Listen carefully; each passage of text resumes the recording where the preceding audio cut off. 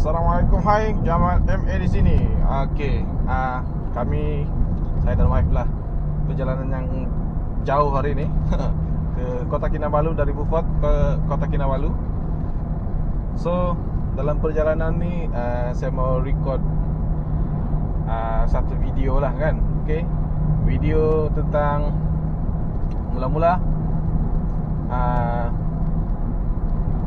K24. Okay, setup apa yang paling sesuai, paling terbaik untuk K24, dan di manakah kehebatan K20 kan?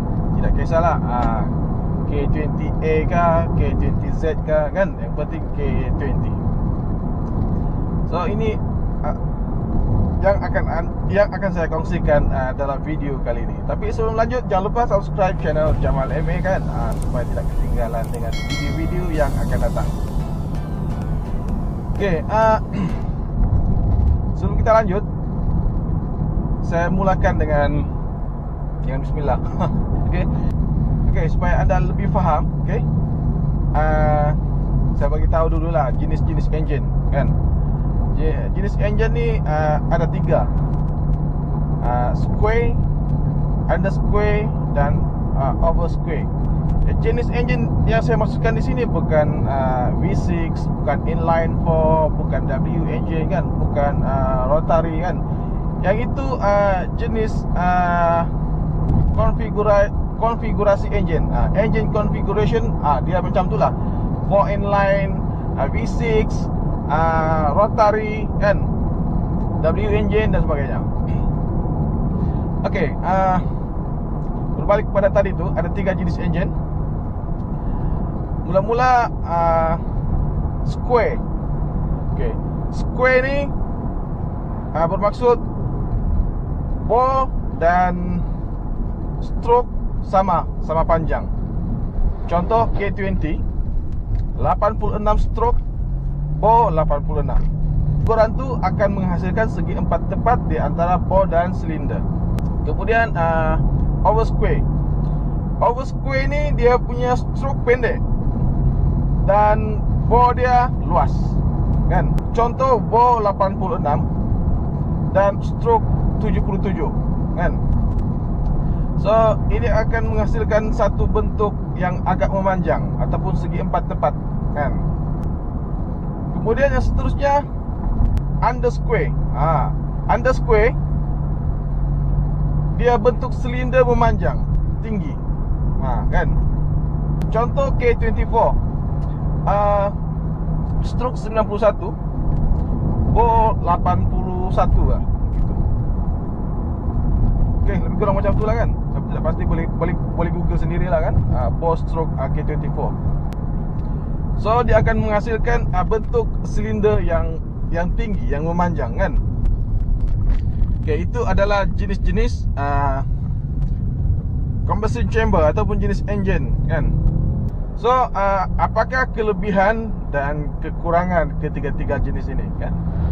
Mula-mula bila kita bercerita tentang jenis engine ini sebenarnya banyak.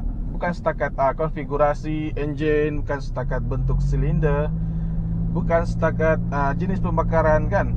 Tetapi bila basic jenis engine, inilah dia, basic engine, basic jenis engine.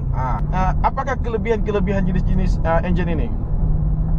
Mula-mula kita pergi ke over square kan. Over square yang stroke dia pendek dan bore dia luas. Engine yang begini direka untuk engine yang laju kan. Dia punya pembakaran tidak begitu sempurna, dan disebabkan pembakaran dia tidak sempurna, dia menghasilkan banyak monoksida. Disebabkan terlalu banyak menghasilkan monoksida, maka enjin ini tidak digunakan oleh rata-rata pengeluar di seluruh dunia. Rata-rata pengeluar kereta, rata-rata pengeluar enjin di seluruh dunia. Sebab dia tidak menepati ataupun tidak melepasi standard piawaian pelepasan monoksida ke udara. Kan kalau EU orang sangat tekankanlah benda ni kan. Perlu setiap enjin perlu mematuhi standard-standard tertentu kan, untuk mengelakkan pencemaran monoksida udara yang berlebihan. Okey. Kedua, square enjin FD2 ni lah kan. Enjin ini memang laju, dan salah satu enjin high rim, beginilah dia punya pattern kan. Over square dengan square enjin high rim kan. Sifat enjin dia yang ada ukuran bore stroke begini adalah enjin-enjin yang high rim dan laju. Okey. Over square dengan square, enjin tidak kuat pick up dan kuat minyak kan, tapi lajulah. Seterusnya under square seperti enjin K24. Okay, K24 seperti enjin Evo 1 hingga Evo 9. Saya ingat Evo 10 pun lebih kurang sama lah kan, dia punya pattern engine. Kenapa begitu? Okay, saya akan detailkan di belakang lagi sikit. Okay, engine yang begini dia tidak laju, tapi dia kuat pick up kan. Itu sebab kalau kita tengok K24 dengan K20, bila bercerita pasal kelajuan, K20 lebih laju daripada K24. Sedangkan komposisi ataupun displacement ataupun capacity K24 ni lebih tinggi daripada K20 kan. 2400 cc ataupun 2.4 liter berbanding 2.0 liter. Tetapi enjin K20 2.0 liter lebih laju daripada K24. Dan enjin yang under square ni tidak laju tapi kuat pick up kan. Enjin K24 direka untuk kenderaan-kenderaan yang agak berat lah kan, yang dikeluarkan oleh Honda. Jadi enjin ni memang tidak laju, cuma dia kuat pick up. So, bagi anda yang sedang memakai K24 dan lepas ni, alamak, aku salah pilih enjin lah pula kan. Lepas ni mau tukar enjin ke K20 semula. Okay, anda boleh tukar enjin K24 anda ke enjin K20 kalau anda betul-betul mahukan kelajuan. Cuma modal tu agak banyak lah kan. Yalah, kita perlu beli enjin baru dan sebagainya kan, pasang semua setup. So jika anda benar-benar inginkan kelajuan, okay, tidak payah tukar yang sudah pakai K24, tidak payah tukar K20, pasang turbo. Okay, enjin K24 makanannya adalah turbo, kecuali enjin K24A2 dan K24A3 kan. Sebelum ni saya ada cerita tentang enjin K24, boleh rujuk video-video saya yang sebelum ni. Selain kedua-dua enjin ini, macam enjin K20A4 kan, K20A6, K20A kan, begitu kan, K20A1. Okay, yang ini makanan dia memang turbo. Kenapa begitu? Anda perlu ingat, kalau anda sudah pernah menonton video-video tentang K24 dalam channel saya ni, okay, enjin K20A1, K20A4, K20A6 kan, dan K20Z adakah? Okay, saya lupa. Okay, yang ini konfigurasi VTEC dia berkendali selepas 2500. Maknanya dia punya VTEC terlampau awal buka kan. Jadi ini memang sesuai untuk turbo kan. Semasa enjin sudah mula high rim kan, kemudian VTEC tiba-tiba terbuka, ditambah pula dengan turbo, lagilah dia menjadi kan. Jadi anda tidak perlu set anda punya VTEC supaya buka awal. sebab dia memang buka awal sudah kena setting awal-awal dari kilang begitu kan. Tapi kalau anda sedang memakai K20A2 dan K20A3 boleh pakai dan masukkan turbo. Tetapi VTEC itu perlu dibuka awal kan. Mungkin dibuka 2400 begitu kan, 2500 begitu. Ikut talaan VTEC K24A1 dan K24A dan K24A yang lain kan. Baik, seterusnya oversquare engine Evo kan. Evo 1 hingga Evo 9 dan mungkin Evo 10. Saya pun tidak berapa pasti bore dan silinder B411 ni, B411T. Tapi saya ingat dia macam gitu sebab engine ini dipasang dengan turbo.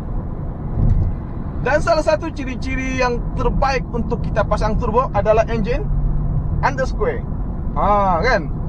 Anda pernah tengok mungkin di video-video sebelum ni saya bercakap tentang speeding dan starting ataupun engine yang laju dan engine yang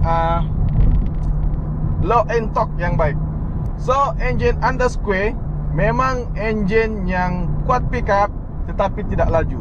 Itu sebab dalam engine Evo dia pasang turbo kan, sebab engine ini tidak laju tapi dia kuat pick up. Jadi untuk menambahkan kelajuan kenderaan, untuk menambahkan kelajuan kereta-kereta Evo ni, orang pasang turbo kan. Itu antara kelebihan engine undersquare. Jadi anda sudah tahu kan K24 di mana pukulan yang paling hebat kan. Okay. Tahniahlah sebab anda menonton video ni kan. Sebenarnya saya ni cuma berkongsi kan. Saya cuma berkongsi. Mungkin bagi yang tidak tahu, mungkin ini adalah bonus lah, bonus kepada anda kerana anda sering berada di video-video saya, sering berada di channel-channel, sering berada di channel video-video saya kan. Jadi terima kasih. Dan bagi anda yang memang arif tentang ini, okay, sekiranya apa yang saya cakap ni ada kesilapan, harap anda boleh betulkan di ruang komen kan. Alhamdulillah, semangat motorsport kan, walaupun saya ni cuma banyak cakap. Okay, jadi saya sudah settle tentang bagaimana buat K24 lagi powerful kan. Tidak payahlah tukar balik K20, pakai K24, pasang turbo kan.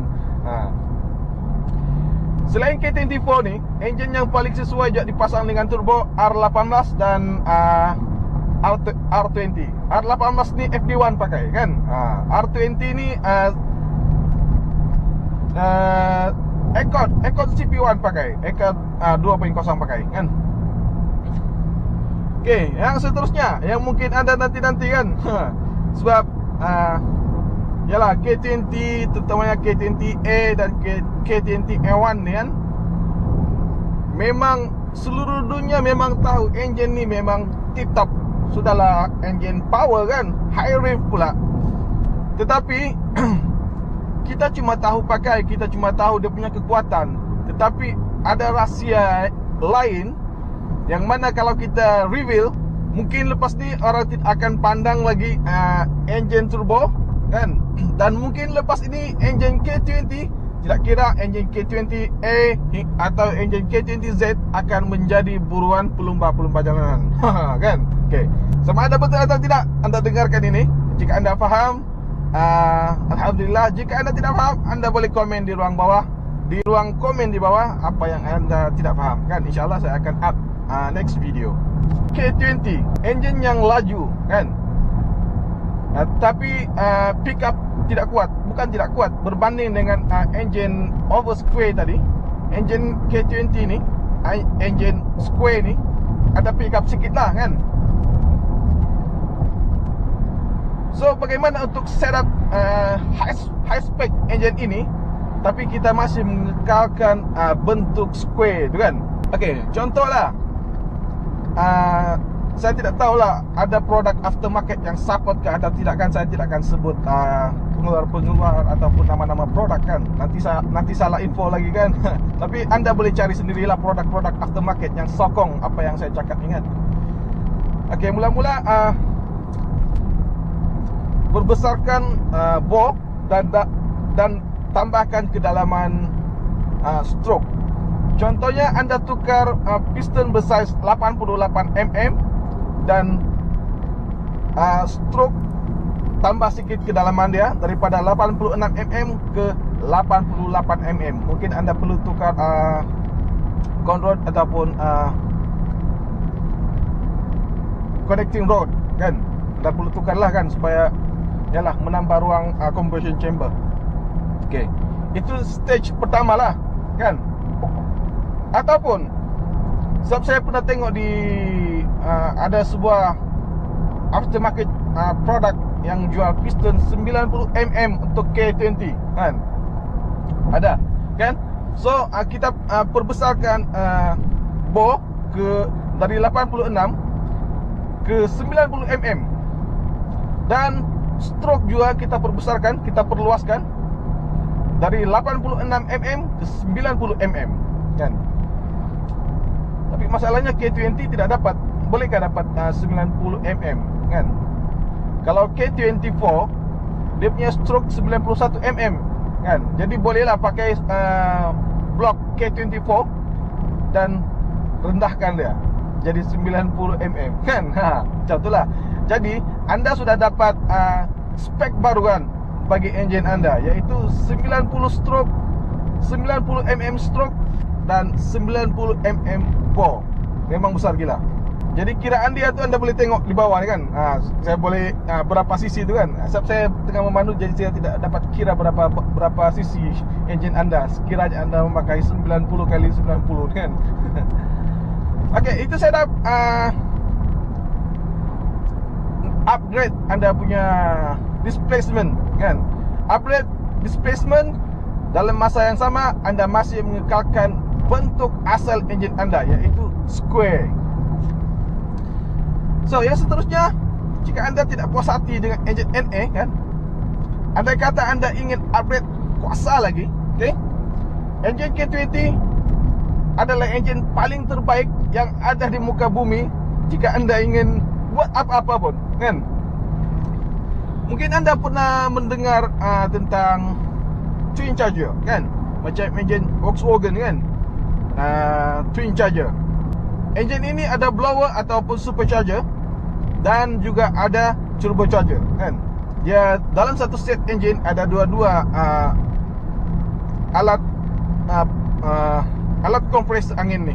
Jika anda pasangkan benda ni dengan kedua-dua barang ni, tidak ada masalah kan. Boleh pasang di depan tu macam biasalah kan, intake kita pasang supercharger dengan puli yang sedikit dikecilkan, kan, perlu kita kecilkan sedikit. Kemudian kita pasang turbo, dan turbo itu feeding supercharger kan. Mungkin anda biasa dengar bila kita set up twin charger ni kan, turbo must be feeding supercharger kan. Maksudnya dari turbo, daripada turbine turbo masuk ke supercharger, dan supercharger masuk ke engine. Macam tu. Jadi tidak boleh supercharger tidak boleh feeding turbo, tidak boleh. Okey. Jadi apa yang anda akan dapat sekiranya anda menggunakan ataupun memasang setup twin charger ni, okey? Mula-mula lock and torque anda semakin hebat, semakin cantik sebab ada supercharger, dan high end power anda semakin hebat, semakin powerful sebab anda ada turbo kan. Okey. Sekiranya belum cukup lagi, okey, anda boleh upgrade throttle body 62 mm ni, 62 mm kan ni, FD2 ni kan. Okey, dalam lebih kurang macam itulah kan. Tukar OEM throttle body kepada throttle body J37 kan. J37 Accord punya lah, ataupun Acura kan. Memang ada dijual ni. Dan gunakan manifold yang runner dia agak besar kan. Boleh cari aftermarket product juga lah kan, pasal tu kan. Dan yang paling hebat kan, anda boleh gunakan setup ini semua, perbesarkan bore and stroke, pasang twin charger, tukar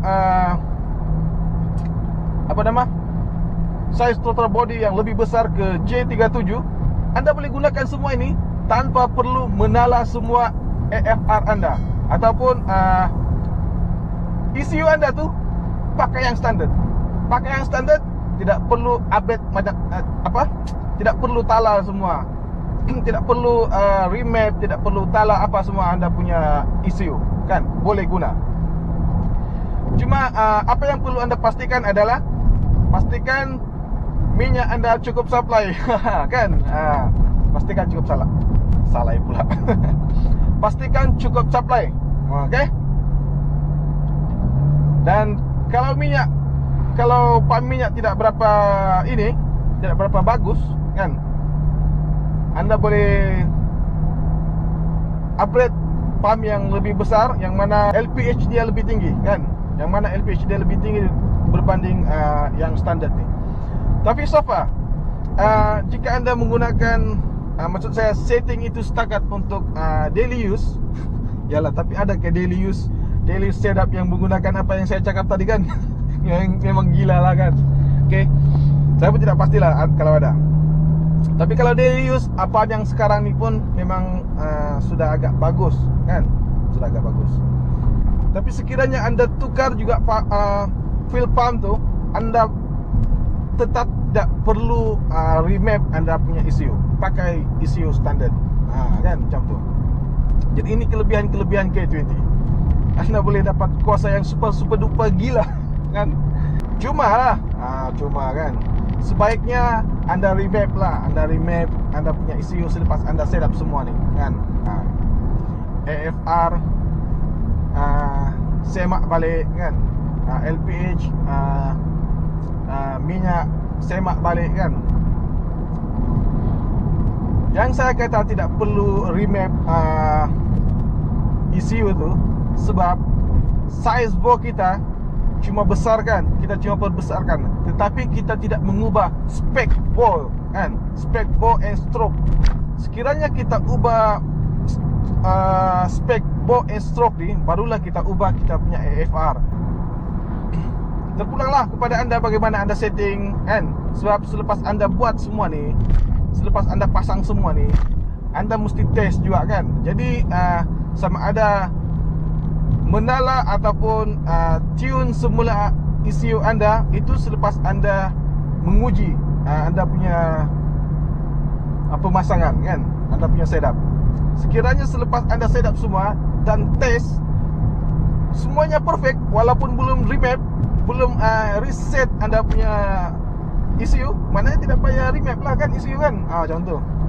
Dari tadi kan saya bersembang kan. Sekiranya apa yang saya cakap ni ada kesalahan, anda boleh perbetulkan di ruang komen di bawah, kan? Kita kena inilah, kan, saling tegur-menegur, saling berkongsi, kan?